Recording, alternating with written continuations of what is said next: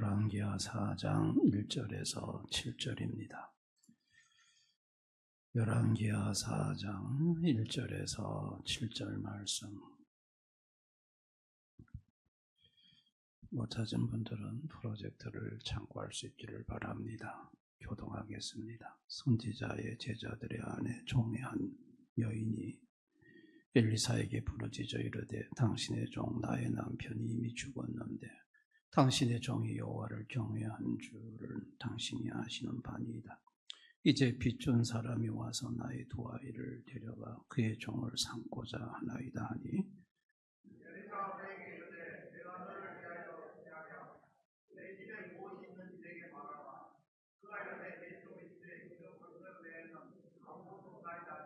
이르되 너는 밖에 나가서 모든 이웃에게 그릇을 빌리라. 빈 그릇을 빌리되 조금 빌리지 말고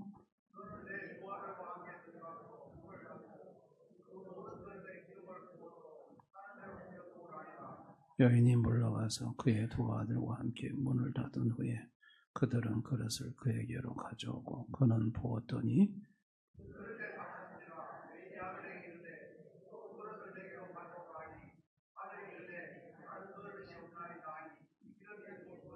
다같이 그 여인이 하나님의 사람에게 나가서 말하니 그가 이르되 너는 가서 기름을 팔아 빚을 갚고 남은 것으로 너와 내 두 아들이 생활하라 하였더라. 아멘. 오후에 오신 모든 분들, 또 영상으로 예배 함께 하시는 모든 분들에게 하나님의 축복과 보호와 은혜와 평강이 함께 하시기를 축원합니다. 이 부채가 주는 무게감은 대단합니다. 빚이 있으면, 부채가 있으면 그 부채가 누르는 중압감은 말로 다 못하고 또 때로는 숨이 막힐 정도고 얼굴에 웃음도 사라지고 이 부채가 주는 고통이 너무 크고 그리고 어떤 사람은 견디다 못해서 온 가족과 함께 그냥 극단적인 선택을 하는 것을 우리는 보게 됩니다. 2024년도에 가구당 부채가 평균 부채가 9천만 원입니다. 우리 한국의 집집마다 빚이 평균적으로 9천만 원이 된다는 거예요. 그러니까 부채가 없는 집이 거의 없다고 보면 될 것 같습니다. 오늘 부채가 있는 한 가정이 소개되어 1절에 보면 선지자의 제자들의 아내 중에 한 여인이 엘리사에게 부르짖어 이르되 당신의 종 나의 남편이 이미 죽었는데 당신의 종이 여호와를 경외한 줄을 당신이 아시는 바니이다. 이제 빚준 사람이 와서 나의 두 아이를 데려가 그의 종을 삼고자 하나이다 하니 내 남편이 엘리사 선지자가 운영하는 공동체의 생도였어요. 당시에 엘리사가 운영하는 공동체가 베델, 길갈, 여리고 곳곳에 있었어요. 오늘 같으면 선지학교 그리고 수도원보다는 준수도원 성격을 가진 곳, 교육과 훈련 또 하나님에 관련된 영적 지도를 엘리사에게 받는 장소, 그런 공동체의 생도로 이 부인의 남편이 있었습니다. 이들의 공동체 생활은 너무나도 어려웠어요. 열왕기하 6장에 보면 시설 확장을 위해서 벌목하는 내용이 소개되고 있고요. 열왕기 4장에는 심한 흉년으로 인해서 생도들이 먹을 것이 없어가지고 들에 가서 풀을 뜯어다가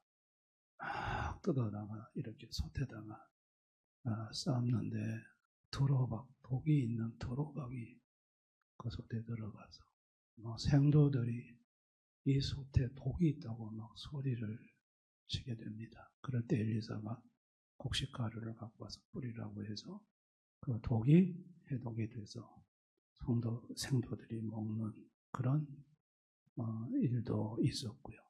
그 직후에, 그 사건 후에 방나 살리사에서 한 사람이 보리를 추수해서 보리떡 20개를 만들어 갖고 왔는데 선지생도가 100명이라서 이 20명분 가지고는 이제 해결할 방법이 없는 거예요. 그러니까 엘리사가 하나님께서 남도록 하게 하셨다. 20명분이지만은 100명에게 나눠줘라.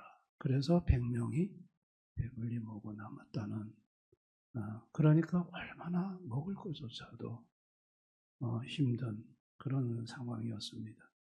그러니까 선지 생도들이 그곳에서 생활 자체가 힘들다 보니까 집에 가정이 있는 생도는 그 가족을 부양할 수가 없는 거예요. 그러니까 집에서 이제 가족들이 할 수 있는 일은 그 부인과 여기 두 아이는 빚을 내가지고 살아야 돼요. 돈을 빌려가지고 생활을 해야 하는 거예요. 그런데 이 선지 생도가 무슨 이유인지 모르지만 죽었어요. 사망을 했어요. 사망 사유는 밝히지 않고 있습니다. 그래도 남편이 살아있으면 뭐 어떻게 하든 벌어서 갔겠지 할 수 있지만 남편이 죽은 이상 이제는 빚을 내준 사람이 더 이상 기다릴 수가 없다. 그래서 두 아이를 우리 집으로 데려가서 빚 갚을 때까지 종살이를 시키겠다. 그 구약 성경에는요, 그렇게 데리고 가서 6년까지 딱 걸려요. 그 6년, 7년째는 놓아줘야 돼요. 그 6년까지는 종살이를 하고 7년 되면 무조건 이유 없이 놔줘야 돼요. 그 다음에 50년에 한 번씩 돌아오는 희년, 그 희년이 돌아오면 그때 또 놔줘야 돼요. 그 7년이 안 돼, 6년이 안 되더라도 그 사이에 희년의 절기가 있으면 그 아이를 놔줘야 됩니다. 종들을 다 풀어줘야 합니다. 그런데 그게 이제 6년 제도, 희년 제도가 있지만은 이 어머니 심정으로서는 두 아들을 남의 집에 종으로 보낸다는 게, 이 두 아이가 빚 때문에 남의 집에 가서 눈칫밥을 먹는다는 게, 이게 엄마로서는 가슴이 억장이 무너지는 거예요. 너무나도 이거는 그 가정에 큰 충격인 거예요. 이 생지성도의 부인의 입장에서 보면 하나님이 너무 원망스러웠을 거예요.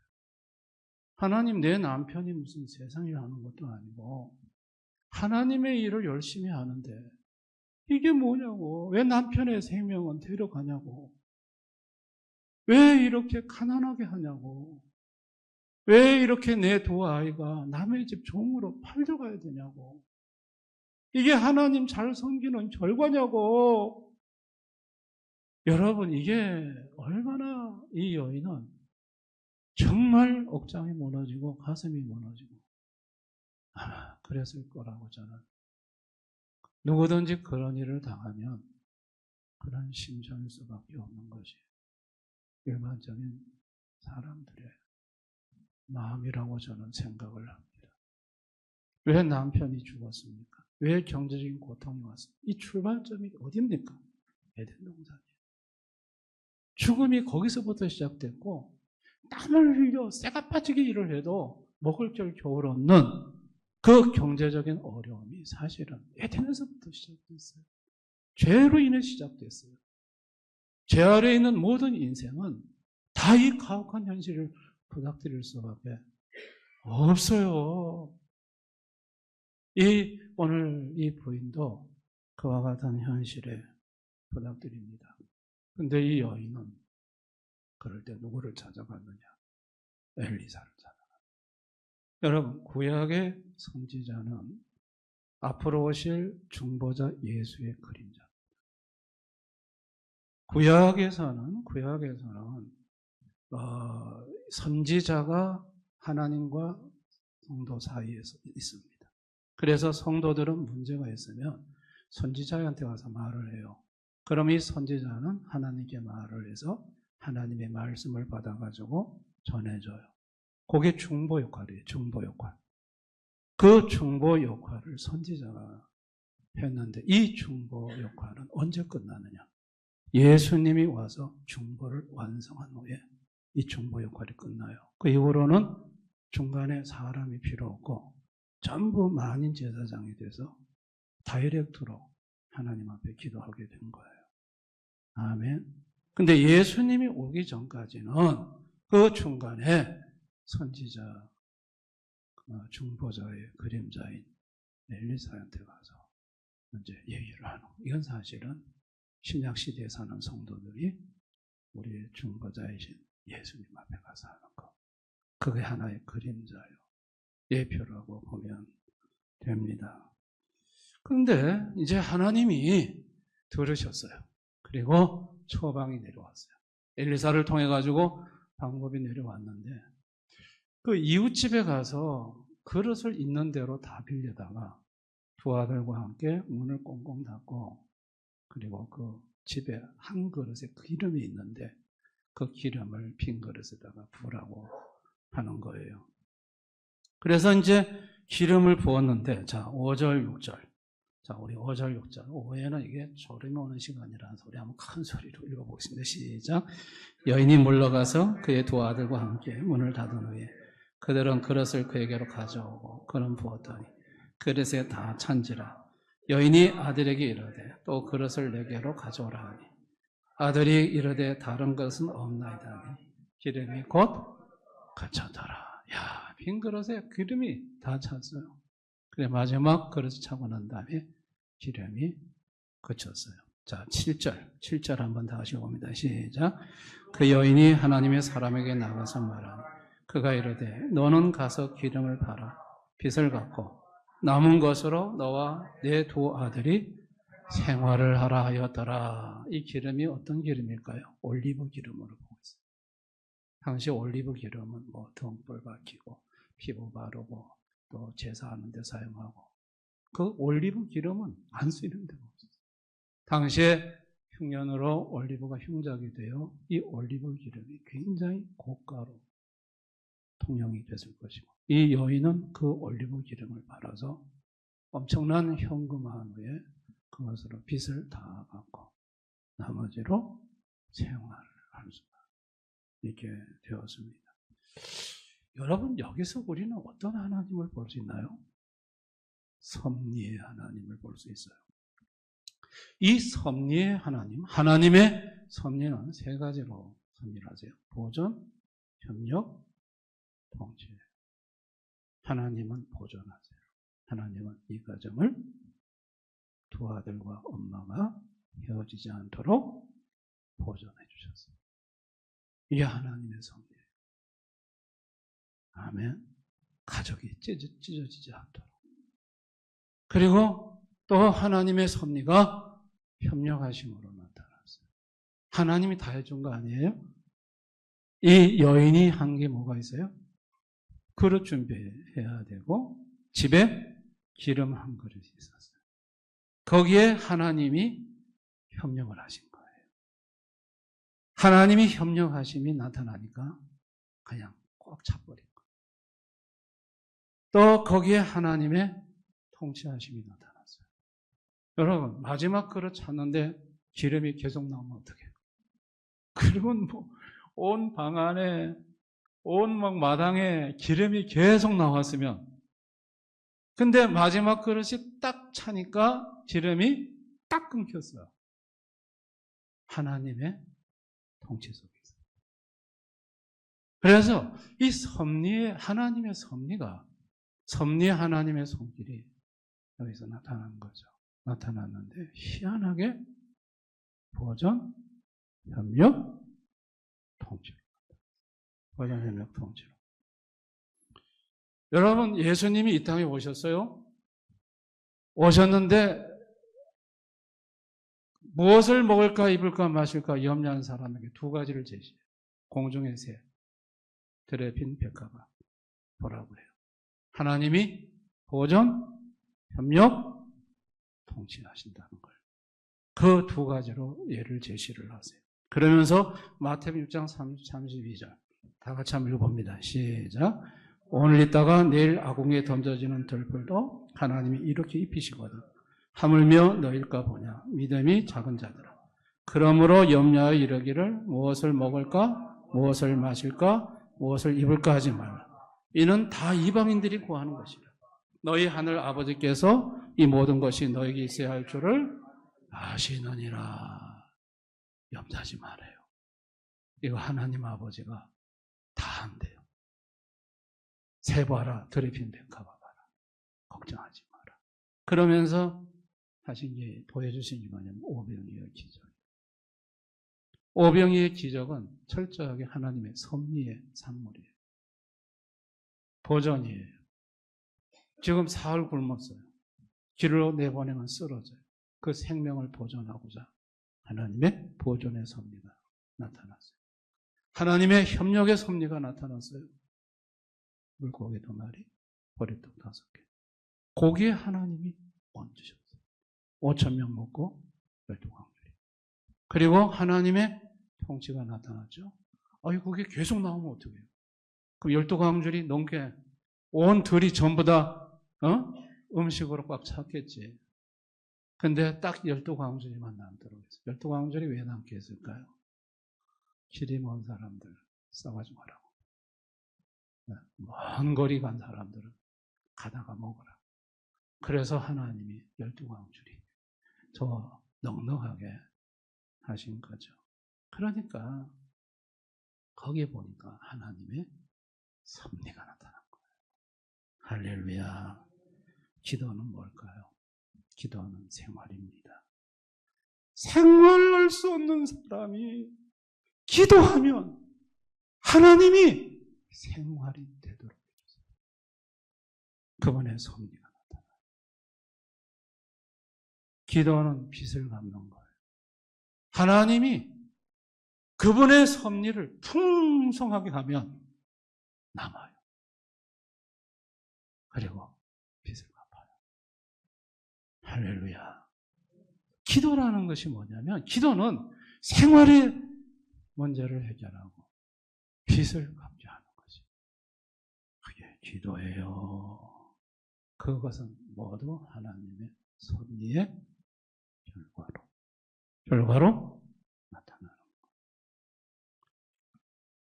생활과 빚으로 고통하는 인생들에게 하나님 아버지가 아들 예수를 보내서 얘들아 그거 기도하면 돼. 하나님이 섭리하시면 돼. 그러면 생활도 해결되고 빚도 해결될 수 있어요. 그거를 알게 해주고 싶으셨던 거예요. 아멘. 야, 이 성지생도 부인은요, 정말 남편이 죽었을 때 앞이 캄캄했어요.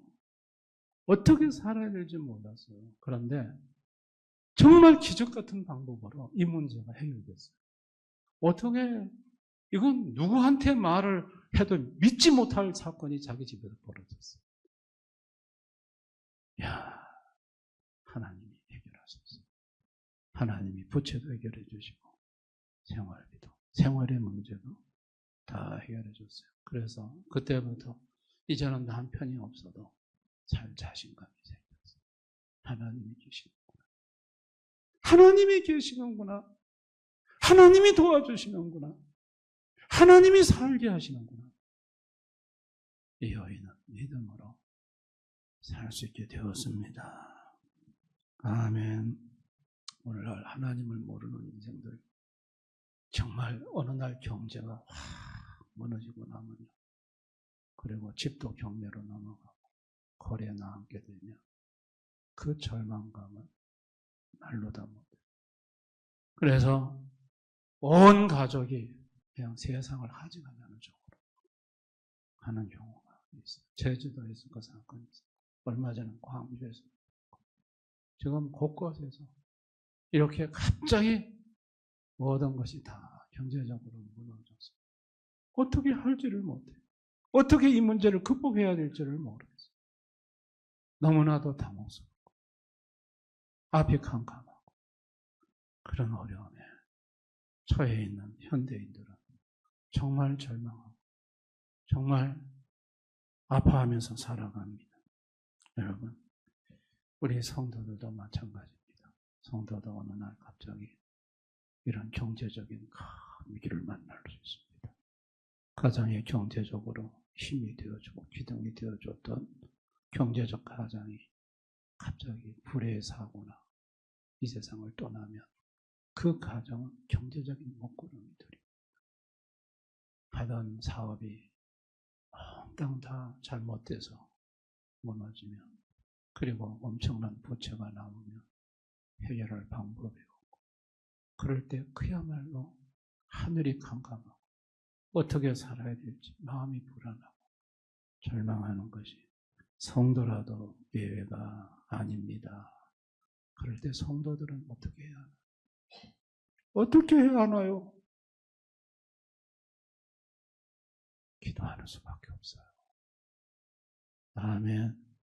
나에게는 길이 없고 나에게는 방법이 없는데 나의 하나님은 해결할 수 있는 능력도 있고 방법도 있어요.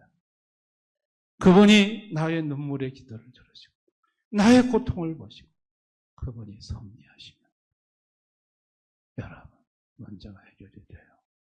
성도는 여기에 눈을 뜨게 되면 그런 일을 만나면 하나님 앞에 엎드려 기도합니다. 기도하면 먼저 하나님의 보존의 섭리가 나타나요. 마음을 주의 평안으로 지켜주십니다. 더 이상 가정이 무너지지 않도록 그분이 가정을 보존해 주십니다. 아멘. 최고의 정말 필요한 거 하나님이 주십니다. 양식도 주시고 정말 필요한 것은 하나님이 주십니다. 하나님이 보존하십니다. 아멘. 그리고 하나님의 협력의 섭리가 나타납니다. 하나님이 조그만 데 은혜했는데 거기에 하나님 왕창 부으셔서 나는 내게 있는 조그만 것으로 하나님 앞에 드렸는데 그걸 손을 댔는데 하나님이 거기다가 그분의 전능한 능력으로 협력하시고, 여러분 그게 생각 밖의 대박으로 나타날 수 있습니다. 아멘. 그래서 문제를 해결하시죠. 그리고 하나님이 통치하고 다스리십니다. 여러분 우리 김준홍 목사님 저분 잘 아시죠? 저분 저 김준홍 목사님이 둘의 마을 농촌 사역, 오스트리아가 축산업은 하지 않는데 상당히 우량소를 사용한다고 그래요.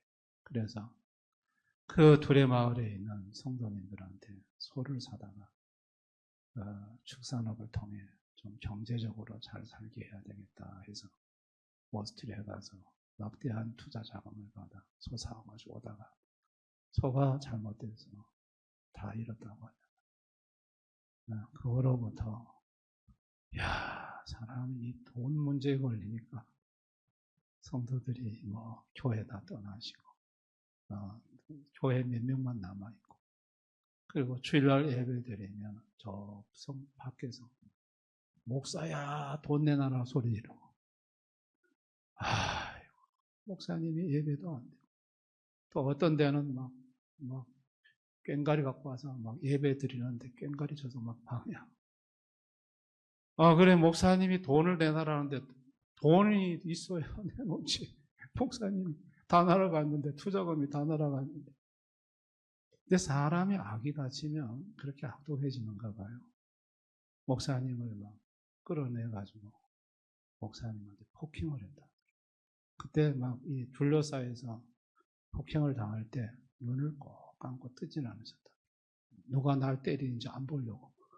그거 보고 나면은 그게 그 사람에 대해서 마음에 상처가 남으니까 안 보려고 그 눈을 꼭 감고, 그런 어려운 가운데 그 새만금인가요? 그 방파제, 그 높은 방파제에 올라가서 신발을 벗었다가 신었다 했다.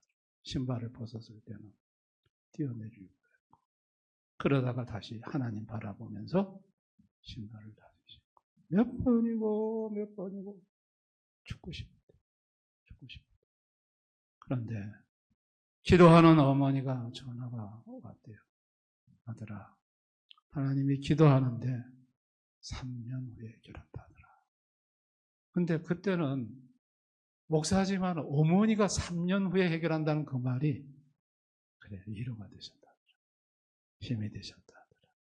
근데 3년 동안 하나님이 목사님을 붙들어 주셨어요. 그 기간을 버틸 수 있게 해주셨어요. 근데 3년 후에 하나님의 협력의 섭리가 나타나는데 새벽을 깨우리라는 책 한 권을 썼는데 그게 일본어로 번역됐는데 일본에서 베스트셀러가 됐대요. 그래가지고 인지대가 들어오기 시작하는데 일본에서 3년째 딱 되는 해부터 인지대가 들어오는데 돈이 필요할 때마다 일본에서 돈 도착했습니다. 옛날에 우체국에서 전신항 같은 거를 이렇게 돈이 도착했습니다. 돈이 필요할 때마다 일본에서 돈이 오더라고요. 그래서 그 부채를 다 해결을 했더니 하나님이 하시더라고요. 할렐루야. 하나님이 빚도 갚게 하시고 하나님이 생활도 하게 하시고 하나님이 하십니다. 여러분 지금 나는 어떤 형편에 처해 있습니까? 지금 너무 부채가 많아서 감당을 못하는 어려운 형편에 있습니까? 생활이 어렵습니까? 여러분 그걸 해결해 줄 수 있는 분은 누굽니까? 사람 해결해 주는 게 아닙니다. 섭리하시는 주님, 그분이 나의 가정에 나의 삶에 보정과 협력과 통치의 섭리를 드러내시면 해결이 될 줄을 믿습니다. 이런 일을 겪는 성도님들이 결단해야 될 거, 기도를 하기로 결단하지만 첫째는 현실보다 말씀을 붙잡으시기를 바랍니다. 현실은 너무 어둡고 캄캄합니다. 절망입니다. 그럴 때는 현실을 보지 마시고 주님의 약속의 말씀을 붙잡으시기 바랍니다. 아멘. 오늘 이 빚을 다 갚고 나머지로 생활하라. 이 말씀은 진짜 중요한 말씀입니다. 저는 우리 성도님 중에 이 말씀을 오늘 주님이 내게 주는 말씀이다 생각하고 붙들었으면 좋겠습니다. 주님이 이 말씀대로 이 선지생도의 가정에 해준 것처럼 나에게도 이 말씀대로 해주십시오. 주님 앞에 이 말씀을 현실을 보지만 참담한 현실을 보지만 주님의 약속의 말씀을 붙잡으셔야 됩니다. 그리고 두 번째, 지속적인 기도를 하기로 결단해야 됩니다. 왜냐하면 지속적으로 기도를 하면 하나님의 섭리의 손길이 보입니다. 계속 기도하다 보면요, 하나님이 이 어려운 가운데 나와 내 가족을 보존하시는 손길을 볼 수 있고요. 또 계속 기도하다 보면 내가 조그만 데 손을 댔는데 하나님이 막 채우시는 하나님의 협력의 섭리를 볼 수 있는 거예요. 하나님이 통치하시는 어떤 사람 마음에 바꿔가지고 하나님 돕게 하시는 그분의 놀라운 섭리를 기도하면 그게 보입니다. 아멘. 기도하면 보입니다. 그래서 지속적으로 기도할 수 있기를 바라요. 여러분 그렇게 하시면 제가 지금 말씀드린 두 가지를 하시면 다음과 같은 축복이 옵니다. 첫째, 말씀대로 되는 복이 옵니다. 그걸 말씀대로 누가 그렇게 만드냐? 전능하신 주님이 그렇게 만듭니다. 할렐루야. 그분은 그렇게 만드실 수 있습니다. 그렇게 하실 수 있습니다. 그런 능력이 그분에게 있습니다. 아멘. 가난하게도 하고 부하게도 하시는 분이 그분이십니다. 말씀대로 되는 복이. 두 번째, 빛이 해결되고 생활이 되는 축복이 옵니다. 빛이 다 해결됩니다. 안 해결될 것 같죠? 하나님은 해결하십니다. 이 가정, 오늘 우리가 읽은 이 성경의 본문에 이 가정의 부채를 해결하신 주님, 왜 내 가정의 부채를 해결 못하시고 그거는 해결하실 수 있습니다. 빚이 해결되고 생활에 되는 축복은 셋째는 믿음으로 사는 복입니다. 그동안은 현실을 보고 살았습니다. 함담한 현실을 보고 좌절하고 절망하고 살았습니다. 그러나 이런 것을 경험하고 나면 그 다음부터는 믿음으로 삽니다. 아멘. 믿음으로 살면 희망이 넘쳐.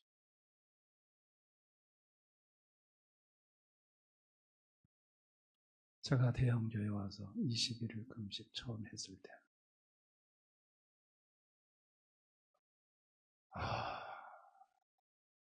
부채가 많았습니다.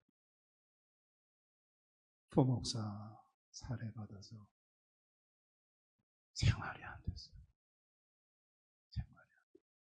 자식은 4명이나 되죠. 100만 원도 안 되는 거예요. 생활이 안 됐어요. 저는 담임 목사로 오면 살해 많이 주는 줄 알았는데 대형교회 오니까 조금 부목사보다 조금 더 많았어요. 어차피 돈 보고 온 건 아니니까 부채를 갚을 길이 없어요. 신용불량에 이제 모르게 됐어요. 그때 지금은 뭐 그럴 수도 있겠거니 하는데 그때 저의 마음은 그랬어요.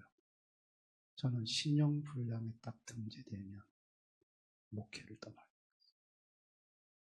아예 목사직을 떠날 거예요. 그리고 신용불량 목사가 무슨 강단에서 설교를 해요. 주님, 제가 신용불량에 등재되면 저는 아예 목사직을 떠나겠습니다. 그리고 저는 세상에 가서 돈 벌겠습니다. 여러분, 그때 제가 엄청 심각했습니다. 그러면서 21일 금식 기도에 들어간 거예요. 그런데 21일 금식 기도 중에 한 분 집사님이 자꾸 떠올려졌어요. 그 집사님한테 가서 네 형편을 얘기해라. 21일 금식 기도하는데 계속 21일 내내 그분이 도와줬어요. 목사가 성도들한테 돈 얘기하는 거 죽기보다 싫어요. 진짜 어렵습니다. 할 수가 없어요. 그런데 그 집사님은 하나님이 자꾸 떠오르게 하셨어요. 그 집사님한테 말씀을 드렸더니 아파트를 담보로 제공해서 필요한 돈을 저한테 3년 상환으로 내주셨어요. 3년 동안 그 돈을 다 갚았습니다. 그 집사님이 그래 주신 덕분에 저는 이 목회 지금 유지할 수가 있어요. 신용불량으로 안 올라갈 수가 있었고 그때는 하늘이 깜깜했어요. 저는 우리 대형교회 성도들 경제적으로 힘들고 어려운 분들의 마음이 어떤 것인가를 알아요. 그 후에 그 집사님이 11조를 1,000만 원 하셨어요. 제가 얼마나 감사상에 엎드렸어요. 하나님께 감사했죠. 11조를 1,000만 원 하셨다는 것은 1억을 하나 주셨다는 거죠. 제 평생에 그 집사님이 그때 저를 그렇게 도우셔서 목회의 자리를 떠나지 않게 하신 거 평생 제 마음에 고마움으로 간직할 거예요. 할렐루야. 이 목사도 목회에 경제적으로 어려울 때 하나님 앞에 엎드려서 기도하고 기도했다. 하나님이 그렇게 해서 그 문제를 풀어나갈 수 있도록 해주시고 그리고 그건 다 제가 필요했던 거는 기간이 필요했던 거였어요. 그래서 그것이 다 해결이 되고 오늘까지 이 자리에 주님이 그때 만약에 빵꾸 내셨으면 아마 저는 그때 아마 교회를 떠났을 거예요. 아예 목회 자리를 떠났을 거예요. 근데 목회를 떠난다고 생각하니까 마음이 그리 편하더라고요. 이제는 막 성도들이 지금 하나도 안 지고, 난 내 가족만 생각하면 살래. 그러니까 그 순간에 자유가 왔어요. 그런데 주님께서 다시 묶어가지고, 이제는 주님 앞에 어떤 명분이 없어요. 제가 왜 이런 간증을 하냐면, 주님한테는 길이 있어요. 아멘. 주님에게는 방법이 있어요. 여러분들, 힘들고 어려울 때 절망하고 좌절하지 마시고 예수님 앞에 기도할 수 있기를 바랍니다. 그러면 주님이 여러분에게 돕는 사람을 보이죠. 해결할 수 있는 사람을 보이세요. 그렇게 해서 여러분의 어려운 고비가 은혜 가운데 잘 넘어가게 하셔요. 믿으시기 바랍니다. 네, 그렇게 해서 우리는 인생을 살아가는 주님을 의지하면서, 섭리의 주님을 의지하면서, 그분이 보존과 협력과 통치의 섭리로 나의 부채를 해결하고 나의 생활을 해결해 나가시는 그분의 손길을 경험하면서 천국 갈 때까지 살아가는 것이 저와 여러분입니다. 할렐루야. 그 주님이 여러분과 함께 하심을 믿으시기 바랍니다. 오늘 이 시간 우리 그 주님을 생각하면서 우리 시간 한번 통성으로 기도하십시다. 여러분 중에 감당할 수 없는 부채로 마음이 짓눌려 힘든 성도들이 있습니까? 정말 힘들고 어려운 성도들이 있습니까? 생활 때문에 생활고로 말할 수 없는 고통에 있는 성도들이 있습니까? 우리 주님은 길이 있습니다. 주님에게는 방법이 있습니다. 그분은 섭리 하나님입니다. 나와 내 가정을 보존하실 수 있는 분이고, 그분은 나의 조그만 한 그릇의 기름에다가 빛을 갖고도 생활할 수 있도록 넉넉하게 부으실 수 있는 전능한 하나님이고, 그분은 통치의 하나님입니다. 모든 것을 바꾸고 조정하실 수가 있습니다. 우리 그분 앞에 나가십시다. 그분께 기도하십시다. 자녀를 위해서 기도하십시다. 자녀의 가정이 어렵습니까? 하나님 도와주셔야 합니다. 인간의 힘으로 살아낼 수가 없습니다. 주님이 도와주시면 됩니다. 도와달라고 기도하십시다. 교회를 위해서도 기도하십시다. 우리 한번 다 같이 통성으로 간절히 기도하겠습니다.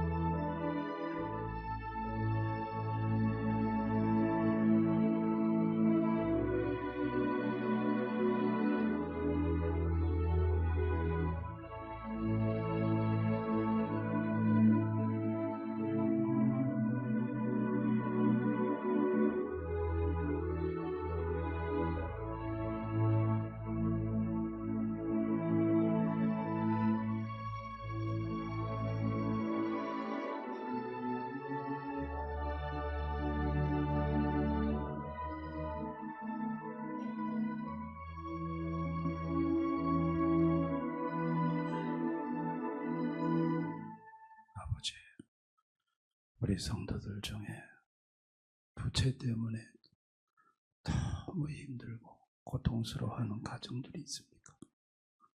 생활비 때문에 어려워서 근심하는 성도들이 있습니까? 주여, 이 문제를 누가 해결합니까? 우리가 우리에게 무엇을 먹을까, 입을까, 마실까 염려하지 말라고 하신 주님. 주님이 해결해 주실 수 있음을 믿습니다. 성도들이 이런 무거운 짐을 가지고 주님 앞에 나가서 지속적으로 기도할 수 있게 해주시기를 원합니다.